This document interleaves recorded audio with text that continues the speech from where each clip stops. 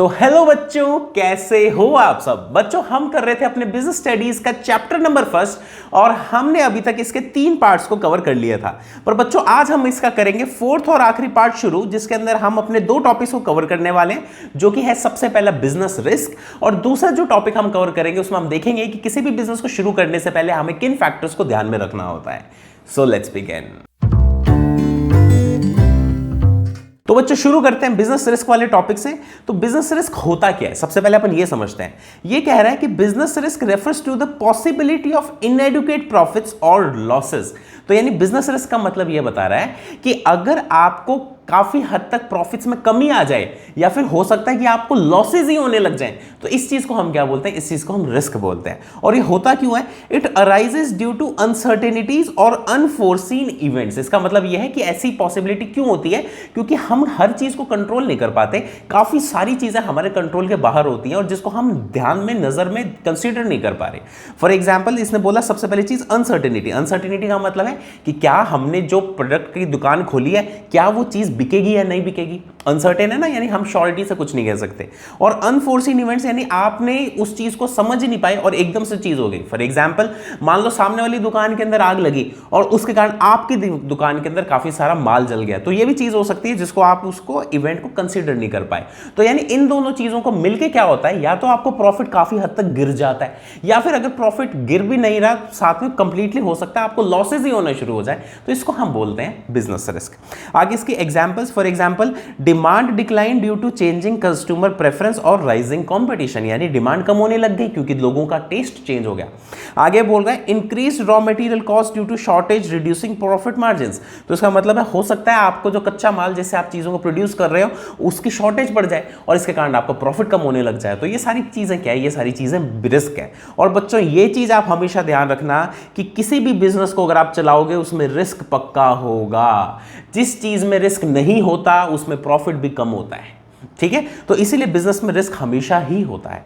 आगे हम कर रहे हैं कितने तरीके के रिस्क होते हैं। तो बच्चों, 2 तरीके के रिस्क होते हैं। सबसे पहला है स्पेक्युलेटिव रिस्क और दूसरा है प्योर रिस्क। इसको समझो ये क्या बोल रहा है। बच्चों, स्पेक्युलेटिव रिस्क जो है ना, इसके अंदर आपके पास दोनों पॉसिबिलिटी होती है कि या तो आपको हो सकता है गेन हो जाए या फिर आपको हो सकता है लॉस हो जाए। तो इसको क्या बोलते हैं, इसको स्पेक्युलेटिव रिस्क बोलते हैं। इसीलिए फॉर एग्जांपल जो सट्टा लगाते हैं लोग, उनको बोला जाता है स्पेक्युलेशन कर रहे हैं। वो स्पेक्युलेशन कर रहे हैं मतलब या तो उनको लॉस हो जाएगा अगर वो सट्टा हारे तो, या फिर उनको गेन हो जाएगा अगर वो सट्टा जीते तो इसमें दोनों की पॉसिबिलिटी होती है। दूसरा होता है प्योर रिस्क। प्योर रिस्क के अंदर बच्चों एक ही पॉसिबिलिटी होती है कि या तो आपको बिल्कुल भी लॉस नहीं होगा, वरना होएगा तो पूरे चांस लॉस के ही हैं, यानी इसके अंदर गेन की पॉसिबिलिटी नहीं होती। फॉर एग्जांपल, अगर मैं तुम्हें बताऊं प्योर रिस्क के एक एग्जांपल में, मान लो आग लग गई, तो जब तक आग नहीं लगी तब तक तो आपको लॉस नहीं हो रहा, पर जिस दिन आग लग गई तो आपको लॉस पक्का होगा। तो यानी आग लगने का रिस्क कौन सा है, ये एक प्योर रिस्क है, क्योंकि आग लगने से किसी को गेन नहीं हो सकता, किसी को प्रॉफिट नहीं हो सकता।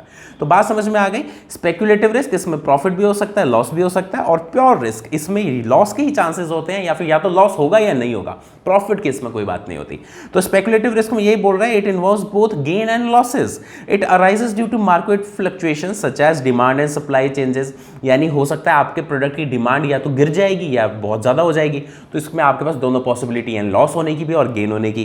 प्राइस वोलेटिलिटी, यानी इसका मतलब या तो प्राइस गिर जाएगा आपके प्रोडक्ट का, जिसके कारण आपको लॉसेस हो सकता है होने शुरू हो जाए, या फिर आपके प्रोडक्ट का प्राइस बढ़ जाएगा, आपको गेन होने शुरू हो जाए। तो इसको हम क्या बोलते हैं, इसको हम स्पेक्युलेटिव रिस्क बोलते हैं। अब प्योर रिस्क क्या होता है? प्योर रिस्क में बोल रहा है it involves only the possibility of loss, यानी सिर्फ और सिर्फ लॉस के ही चांसेस है इसके अंदर।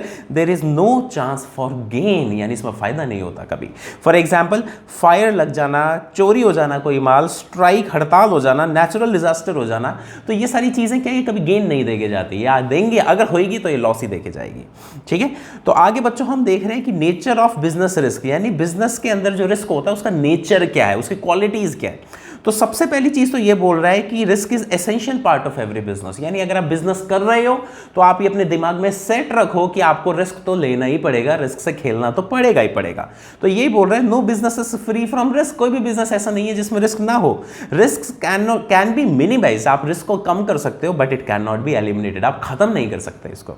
तो सेकंड नेचर क्या है? सेकंड नेचर कह रहा है it arises due to uncertainties. Uncertainties यानी क्या होने वाला है हमें नहीं पता, इसीलिए रिस्क होता है। इसमें बोला unpredictable unpredictable events cause the uncertainty, सामने आने वाले टाइम में क्या हो जाए हमें नहीं पता, इसी के कारण तो सारा रिस्क है। तो फॉर एग्जांपल कौन सी नेचुरल कैलेमिटी हो जाए, कौन सा डिमांड में चेंज हो जाए, कौन सा गवर्नमेंट अपनी पॉलिसी चेंज कर दे, ये सारा हम नहीं डिसाइड कर सकते, सो इसीलिए रिस्क अराइज होता है। तीसरी कैरेक्टरिस्टिक है बच्चों, it depends on nature and size of business, यानी आप किस तरीके के बिजनेस में हो और आपके बिजनेस का लेवल ऑफ स्केल क्या है, कितना बड़ा बिजनेस है आपका, इस पे डिपेंड करेगा कि आप कितने रिस्क से खेल रहे हो।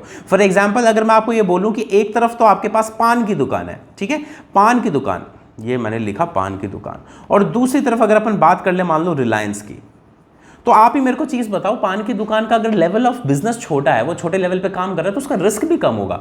वहीं पे रिलायंस का लेवल ऑफ बिजनेस बड़ा है, वो काफी बड़े लेवल पे काम कर रहा है, तो उसका रिस्क भी बहुत ज्यादा है। वहीं पे दूसरी तरफ मैं तुम्हें एक चीज बोलूं, तो ये तो हमने लेवल के बेसिस पे दोनों को कंपेयर कर लिया। अब एक और एग्जाम्पल पे मेरे को बताओ, एक है कपड़े की दुकान, ठीक है, वहीं पे दूसरी तरफ है एक मोबाइल की का बिजनेस। आप ही मेरे को बताओ कि कौन से बिजनेस में ज्यादा रिस्क है। सीधी सी बात है सर, मोबाइल के बिजनेस में ज्यादा रिस्क है, क्योंकि इसमें टेक्नोलॉजी इन्वॉल्व है और टेक्नोलॉजी बहुत ही तेजी से चेंज होता है, तो इसमें रिस्क भी बहुत ज्यादा बढ़ जाता है। और वहीं देखो बच्चों, कपड़े की दुकान में क्योंकि रिस्क कम है ना, इसलिए इसमें प्रॉफिट भी कम होता है। वहीं पर दूसरी तरफ अगर मोबाइल की दुकान है, इसके अंदर रिस्क ज्यादा है ना, तो इसमें प्रॉफिट भी ज्यादा होता है। तो कहने का मतलब यह है कि आपको नेचर और साइज के हिसाब से आपके बिजनेस में अलग अलग तरीके के रिस्क रहते हैं। आगे हम कह रहे हैं profit is a reward for risk, यानी एक बहुत ही पुरानी कहावत है कि देयर इज नो रिस्क तो so there will be no gain, क्योंकि आप बिजनेस में रिस्क लेते हो इसीलिए आपको प्रॉफिट होता है। जितना ज्यादा रिस्क से खेल जाओगे बिजनेस के अंदर, उतना ही ज्यादा आपको प्रॉफिट होने के चांसेस है। Greater is the risk, greater is the chance of profit, जितना बड़ा रिस्क लोगे उतना ज्यादा प्रॉफिट होता है। Profit is the compensation for risk taking, तो यानी कहने वाली बात यह है, आपने क्योंकि रिस्क लिया इसलिए बिजनेस आपको रिवॉर्ड करता है प्रॉफिट के फॉर्म में। आगे अगला टॉपिक है हमारा कॉजेज ऑफ बिजनेस रिस्क, यानी बिजनेस रिस्क होता क्यों है, रिस्क पैदा क्यों होता है। तो सबसे पहला कॉज तो है नेचुरल कॉज। नेचुरल कॉज का मतलब ये है कि नेचुरल कैलेमिटीज की वजह से होने वाले लॉस को हम नेचुरल लॉस बोलते हैं। फॉर एग्जांपल फ्लड होना, अर्थक्वेक होना, फेमाइन हो जाना, लाइटनिंग हो जाना, या फिर हैवी रेनफॉल हो जाना, ये सारा एक नेचुरल कॉजेज है जिसके कारण हमारे बिजनेस को हमेशा रिस्क रहता है। आगे ह्यूमन कॉजेज, ह्यूमन कॉजेज के अंदर क्या होते हैं लोगों बच्चों, इंसानों की वजह से जो से रिस्क पैदा होते हैं उसको हम बोलते हैं ह्यूमन रिस्क। फॉर एग्जाम्पल कोई आदमी झूठ बोल गया, रिस्क है, तो ये डिसऑनेस्टी का रिस्क है। कोई बंदा केयरलेस है, ये भी आपके लिए रिस्क है।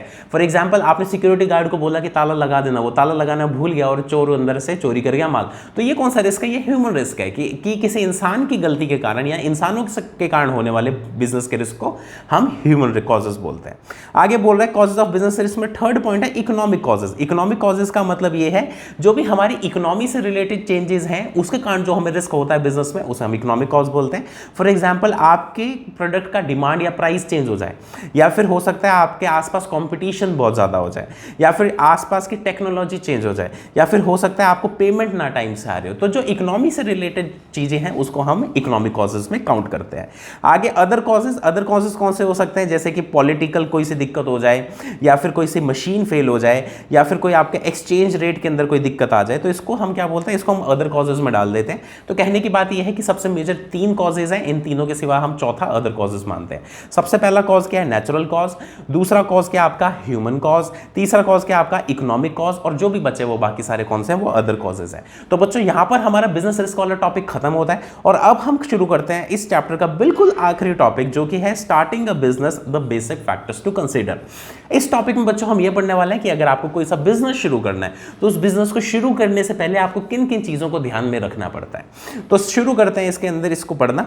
ये बोल रहा है starting a business involves organizing resources to achieve the objectives. This process is called entrepreneurship and the person is known as entrepreneur. इसका मतलब ये है कि अगर आपको किसी भी बिजनेस को शुरू करना है तो सबसे पहले आपको अपने रिसोर्सेज यानी संसाधनों को इकट्ठा करना पड़ेगा, आपको लोगों को इकट्ठा करना पड़ेगा, आपको अपने आइडियाज को क्लियर करना पड़ेगा, आपको लॉयर्स को इकट्ठा करना पड़ेगा, आपको पैसे को इकट्ठा करना पड़ेगा। तो इसीलिए अगर आपको किसी बिजनेस को शुरू करना है तो सबसे पहले आपको अपने रिसोर्सेज इकट्ठे करने हैं। तो आगे ये बोल रहे हैं इस प्रोसेस को क्या बोलते हैं, इस बिजनेस को शुरू करने के प्रोसेस को बोला जाता है एंटरप्रेन्योरशिप, और जो सा इंसान उस बिजनेस को शुरू कर रहा है तो उसको हम बोलते हैं एंटरप्रेन्योर। बात समझ में भाई? आगे ये बोल रहा है entrepreneurship provides self employment and create opportunities for employment and profession दस कंट्रीब्यूटिंग टू इकोनॉमिक डेवलपमेंट। तो ये बोल रहा है कि एंटरप्रेन्योरशिप का जो प्रोसेस है, जो बिजनेस खोलने का जो प्रोसेस है, इस प्रोसेस के कारण क्या होता है कि एक तो जो जिस इंसान ने अपना खुद का बिजनेस खोला है उसको खुद को एम्प्लॉयमेंट मिलता है पहली बात तो, और दूसरी बात वो अपने समाज के अंदर आसपास के लोगों को भी एम्प्लॉयमेंट और जॉब्स देता है। तो एंटरप्रेन्योरशिप हर कंट्री के लिए बहुत इंपॉर्टेंट है। ठीक है, तो आगे इसकी डेफिनेशन पढ़ लेना, बहुत ही आसान सी डेफिनेशन है। अब हम इसके की फैक्टर्स पे आते हैं। तो अगर बच्चों आपको कोई सा बिजनेस शुरू करना है तो सबसे पहले तो आपको टाइप ऑफ बिजनेस देखना पड़ेगा। तो यानी आप कौन से बिजनेस के अंदर जाना चाहते हो, किस टाइप के बिजनेस में जाना चाहते हो। क्या आप चाहते हो कि आप फूड इंडस्ट्री में जाओ, क्या आप चाहते हो टेक्नोलॉजी इंडस्ट्री में जाओ, क्या आप चाहते हो कि सर्विस इंडस्ट्री में जाओ। तो जब आपने अपनी इंडस्ट्री सेट कर ली, आपने क्लियरली सोच लिया कि आपको किस डायरेक्शन में जाना है, उसके बाद में आपको ये देखना है कि उस इंडस्ट्री की डिमांड कैसी चल रही है, उस इंडस्ट्री के अंदर टेक्नोलॉजिकल नॉलेज है कि नहीं है आपके पास, वो इंडस्ट्री आपको प्रॉफिट दे पाएगी कि नहीं दे पाएगी। फॉर एग्जांपल अभी कुछ टाइम पहले आपने देखा होगा इंडिया की टॉप मोस्ट सेलिंग पेंट कौन सा था, एशियन पेंट था।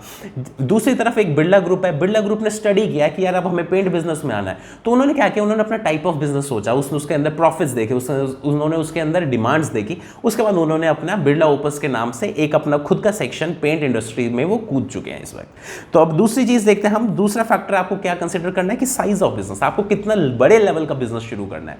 फॉर एग्जांपल अभी अपन ने बिरला ओपस का लेवल देखा, तो बिरला ओपस ने साफ बोल दिया कि भाई साहब हम 10,000 करोड़ का बिजनेस खोलेंगे। इन्होंने 10,000 करोड़ रुपए अपने साइड में रख दिया सिर्फ और सिर्फ पेंट इंडस्ट्री में एंट्री लेने के लिए। तो ये बात हमें बिल्कुल क्लियर है कि बिरला ओपस क्या कर रहा है, बहुत बड़े लेवल का बिजनेस टारगेट कर रहा है। पर अगर आप और मेरी बात करें तो हम भी अपना बिजनेस सोचते हैं कि हमें एक शॉप करनी है, हमें एक फैक्ट्री करनी है, या फिर हमें इंपोर्ट एक्सपोर्ट करना है, या फिर इंटरनेशनल लेवल पे जाना है। आपको हर बिजनेस से पहले ये डिसाइड करना ही पड़ेगा। तीसरी चीज जो बच्चों हमें ध्यान में रखनी होती है वो है लोकेशन ऑफ बिजनेस एंटरप्राइज, यानी आप किस जगह पर अपने बिजनेस को शुरू करने वाले हो। एक एग्जांपल से तुम्हें एक चीज बताता हूं कि जिस टाइम रिलायंस ने अपना कैंपा कोला के नाम से अपना ब्रांड लॉन्च किया ना, तो इनको पता लगा कि ये जो बिहार झारखंड वाली साइड है ना, इस साइड से डिमांड बहुत ज्यादा आ रही है। अब आप मेरे को एक चीज बताओ, अगर आप कैंपा कोला को बॉम्बे में मैन्युफैक्चर करके बिहार तक पहुंचा रहे हो तो बहुत खर्चा आता है ट्रांसपोर्ट का। तो ऐसे केस में इन्होंने अपने बिजनेस में ये डिसाइड किया कि हम 1,000 करोड़ रुपए के अंदर बिहार के अंदर खुद का कैंपा कोला का प्लांट लगाएंगे। तो बच्चों कहने का मतलब यह है कि आपके जो लोकेशन ऑफ बिजनेस है, जिस तरीके की लोकेशन पे आप अपना बिजनेस खोलना चाह रहे हो, तो वो आपको बहुत ज्यादा पॉजिटिव और नेगेटिव इफेक्ट्स देके जाता है। फॉर एग्जांपल अगर मैं बात करूं बाकी चीजों की, तो अगर अपन एक छोटे से गांव के अंदर एक टेक्नोलॉजी की कंपनी खोलना चाहें तो ये इनसेंसिबल है। क्यों? क्योंकि हमारे पास ऐसे लोग ही नहीं होंगे जो हमारी कंपनी खोलने में मदद कर पाएंगे। वहीं पे दूसरी तरफ अगर मैं बैंगलोर के अंदर अपना टेक्नोलॉजी का बिजनेस खोलना चाहूं तो मेरे को काफी मदद मिल सकती है, क्योंकि वहां पे मेरे पास इंजीनियर्स, लॉयर्स बहुत अच्छी क्वालिटी के मिल पाएंगे। तो कहने का मतलब यह है कि आप किस तरीके की जगह पर अपना किस तरीके का बिजनेस खोलते हो, यह आपके बिजनेस को बहुत ज्यादा अफेक्ट करता है। ठीक है बच्चों, पॉइंट नंबर 4 है financing the proposition. Financing the proposition का मतलब यह है कि आपको जो डे टू डे नीड के अंदर या फिर कैपिटल की जो जरूरत पड़ेगी, आप वो कैपिटल लोगे कहां से। क्या आप अपनी कंपनी का हिस्सा देने को तैयार हो, इक्विटी बेचने को तैयार हो?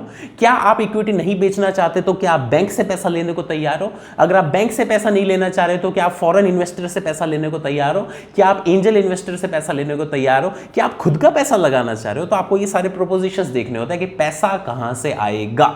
ठीक है बच्चों, उसके बाद में हमारा टॉपिक बचा है इसी के अंदर 5th पॉइंट, जो कि है फिजिकल फैसिलिटीज। फिजिकल फैसिलिटीज का मतलब ये है कि आप जिस तरीके का बिजनेस खोलना चाह रहे हो, क्या उसके लिए फिजिकल चीजें अवेलेबल हैं क्या।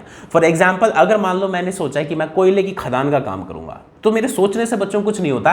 मेरे को ये देखना पड़ेगा कि क्या वहां पे रेलवे ट्रैक्स हैं क्या वहां पे रोड अच्छा है क्या वहां पे मेरे पास पर्याप्त मात्रा के अंदर पानी की जरूरत पड़ेगी तो पानी है क्या। तो कहने का मतलब यह है कि क्या आपके पास फिजिकल फैसिलिटीज हैं क्या, उसके हिसाब से आप आपका बिजनेस सेट करोगे। आगे पॉइंट नंबर 6 में कह रहे हैं competent and committed workforce. Competent and committed workforce का मतलब यह है कि आप जो बिजनेस खोलना चाह रहे हो, क्या उसके लायक आपको हायर करने के लिए लोग मिल जाएंगे क्या। क्योंकि मैंने अपने खुद के शहर में एक ऐसा बिजनेस देखा है जो बिल्कुल दिल्ली का एक कंसेप्ट उठा के हमारे शहर में लाए, गंगानगर के अंदर। गंगानगर के अंदर प्रॉब्लम क्या हुई, उन्हें लोग ही नहीं मिले जो उनका वो काम संभाल पाएंगे, जिसके कारण उनका 3 महीने के अंदर काम पूरा का पूरा खराब हो गया। तो इसका मतलब आपको लोगों को भी देखना है कि क्या आपको आपके बिजनेस के लायक लोग मिल पाएंगे। अगर मिल पाएंगे well and good, go and proceed, लेकिन अगर नहीं मिल पा रहे तो आपको प्लान छोड़ना पड़ता है। बिल्कुल आखिरी पॉइंट है टैक्स प्लानिंग। टैक्स प्लानिंग का मतलब ये है कि आपको जो गवर्नमेंट को टैक्सेस देने हैं आप उसके प्लान कैसे करोगे, आप कहां पे अपनी कंपनी फ्लोट करोगे, क्या आप दुबई में फ्लोट करोगे, क्या आप अपनी कंपनी को दुबई में रखोगे वहां पे टैक्सेस कम है, क्या आप इंडिया के अंदर अपनी कंपनी को रखोगे वहां पे थोड़ी टैक्सेस ज्यादा है, क्या आप अपनी कंपनी को मॉरिशस में रखोगे और किस तरीके से आपकी डीलिंग होगी जिसके कारण आप टैक्स को मैनेज कर पाओगे। तो बच्चों कहने वाली बात यह है कि अगर आपको अपना बिजनेस शुरू करना है तो आपको इन 7 फैक्टर्स को बड़े ध्यान से स्टडी करना होता है। अगर आप इन 7 फैक्टर्स को ढंग से स्टडी करते हो ना बच्चों, ये 100% श्योर है कि आपका बिजनेस बहुत अच्छा जाएगा। ठीक है, तो इसी के साथ हमारा बिजनेस स्टडीज का चैप्टर नंबर 1 खत्म होता है। आई होप आपको सारा कुछ चैप्टर समझ में आ गया होगा। अगर कोई भी डाउट है नीचे कमेंट्स में डाल दो, मैं आपको रिप्लाई कर दूंगा। अब शुरू करेंगे जिसका चैप्टर नंबर 3 कुछ दिनों में मैं रिकॉर्डिंग करके यूट्यूब पर डालना शुरू करता हूं। तब तक के लिए बाय बाय।